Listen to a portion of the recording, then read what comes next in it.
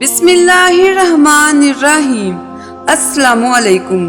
آج ہم بیت المقدس اور ہیکل سلیمانی کی مکمل تاریخ جانیں گے۔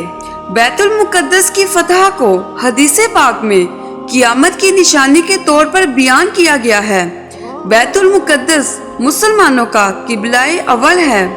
یہ فلسطین کے شہر القدس میں واقع ہے۔ بیت المقدس یہودیوں، عیسائیوں اور مسلمانوں تینوں کے مذاہب کے لیے مقدس مقام کی حیثیت رکھتا ہے۔ اس زمین میں حضرات انبیاء کے بہت مزارات ہیں، اس لیے اس کو قدس کہا جاتا ہے۔ زمین کا یہ ٹکڑا انبیاء اور نیک لوگوں کا مرکز رہا ہے۔ خانہ کعبہ کی بنیاد ڈالنے کے 40 سال بعد حضرت آدم علیہ السلام یا ان کی اولاد میں سے کسی نے اس کی بنیاد ڈالی۔ پھر اس کی تعمیر حضرت سام بن نوح علیہ السلام نے کی۔ پھر ایک عرصے کے بعد حضرت داؤد علیہ السلام نے بیت المقدس کی بنیاد اسی مقام پر رکھی جہاں حضرت موسیٰ علیہ السلام کا خیمہ نصب کیا گیا۔ اس عمارت کے پورا ہونے سے قبل حضرت داؤد علیہ السلام کی دنیا سے وفات کا وقت قریب آ گیا اور اب آپ نے اپنے بیٹے حضرت سلیمان علیہ السلام کو اس کو مکمل کرنے کی وصیت فرمائی، اور حضرت سلیمان علیہ السلام نے یہ کام انسانوں کی بجائے جنوں کی ایک جماعت سے مکمل کروایا۔ کیونکہ اس عمارت کی تکمیل حضرت سلیمان کے زیر نگرانی ہوئی تھی، اس لیے اس عمارت کو ہیکل سلیمانی بھی کہا جاتا ہے۔ بیت المقدس کی روشنی کا انتظام بھی نرالے انداز میں کیا گیا تھا۔ حضرت سلیمان علیہ السلام نے بیت القدس کی مسجد کو سنگ مرمر سے اور ہیروں، موتیوں اور یاقوت سے بنوایا تھا، اور بیت المقدس کے گنبد کے سرے پر سرخ گندھک کا اہتمام کیا اور اس کی روشنی کئی میلوں تک پہنچتی تھی۔ پھر حضرت زکریا علیہ السلام کے مبارک زمانے میں بیت المقدس کے خدام کی تعداد 4000 تھی، اور خدام کے 27 یا 70 سردار تھے جن کے امیر حضرت زکریا علیہ السلام تھے۔ حضرت آدم علیہ السلام سے لے کر حضرت موسیٰ علیہ السلام تک بیت اللہ ہی کعبہ رہا۔ پھر حضرت موسیٰ علیہ السلام سے لے کر حضرت عیسیٰ علیہ السلام تک بیت المقدس قبلہ رہا۔ جب آقا کائنات نبی پاک صلی اللہ علیہ وآلہ وسلم کی دنیا میں آمد ہوئی اور آپ صلی اللہ علیہ وآلہ وسلم نے اعلان نبوت فرما کر اسلام کی تبلیغ کا سلسلہ شروع کیا، تو مکہ پاک میں جتنا عرصہ رہے اس وقت تک بھی مسلمان بیت المقدس کی طرف رخ کر کے عبادت کرتے تھے۔ پھر نبی پاک صلی اللہ علیہ وآلہ وسلم نے مدینہ کی طرف ہجرت فرمائی، اور ہجرت کے بعد مدینہ منورہ میں بھی مسلمان 16 یا 17 مہینے تک بیت المقدس کی طرف ہی رخ کر کے نمازیں پڑھتے رہے۔ حضرت سلیمان علیہ السلام کے بعد بنی اسرائیل کے زوال کے ساتھ ہی بنی اسرائیل 2 حصوں میں تقسیم ہو گئے۔ ہیکل سلیمانی کی عزت میں بھی کمی آ گئی۔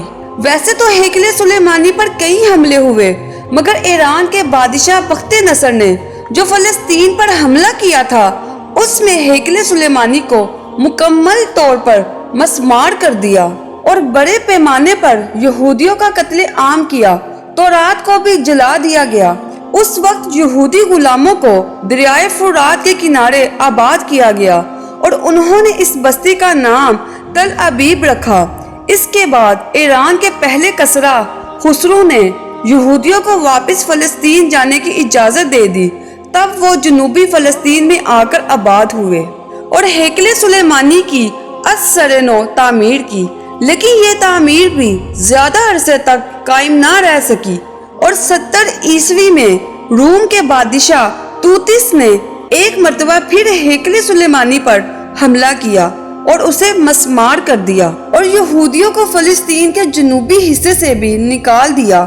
یوں فلسطین مکمل طور پر یہودیوں سے خالی ہو گیا۔ پھر سن 300 عیسوی میں بیت المقدس کا کونسلر قسطنطین جب عیسائی ہو گیا تو پوری مملکت بھی عیسائی ہو گئی، تو پھر وہاں گرجا گھر تعمیر کر دیا گیا۔ پھر حضرت عمر فاروق رضی اللہ تعالی عنہ اپنے عہد حکومت میں جب فلسطین گئے تو اس گرجا میں گئے تو وہاں کے راہبوں نے بغیر جنگ کے قلعہ آپ کے حوالے کر دیا۔ ان راہبوں کا کہنا تھا کہ آپ کا ذکر پچھلی کتابوں میں کچھ یوں موجود ہے کہ محمد صلی اللہ علیہ وآلہ وسلم کے ایک سرخ صحابی اس کو فتح کریں گے۔ حضرت عمر رضی اللہ تعالی عنہ ابھی اس گرجا کے اندر ہی تھے کہ ظہر کا وقت ہو گیا تو آپ نے فرمایا کہ میری نماز کا وقت ہو گیا ہے، تو وہاں کے عیسائیوں نے کہا کہ آپ یہی نماز ادا کر لیں، تو آپ نے فرمایا کہ نہیں، اگر میں یہاں نماز پڑھوں گا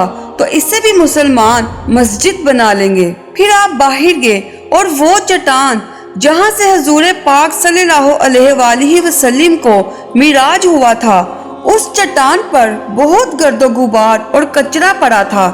آپ نے اسے صاف کیا اور وہاں نماز ادا کی، اور اس چٹان کو اب ڈوم کہتے ہیں۔ پھر آپ نے اپنے اونٹ پر ہی اللہ پاک کے حضور سجدہ شکر ادا کیا اور پورے شہر والوں کو امن و ایمان کا پروانہ جاری کر دیا۔ پھر کئی 100 سال تک بیت المقدس مسلمانوں کے ہی قبضے میں رہا۔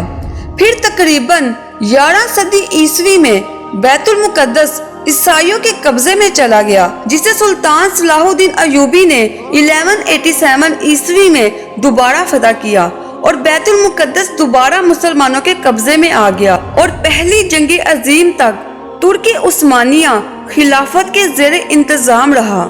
احادیث کے مطابق قرب قیامت میں فلسطین جنگوں کا مرکز ہوگا اور وہاں اسلام کا غلبہ ہوگا۔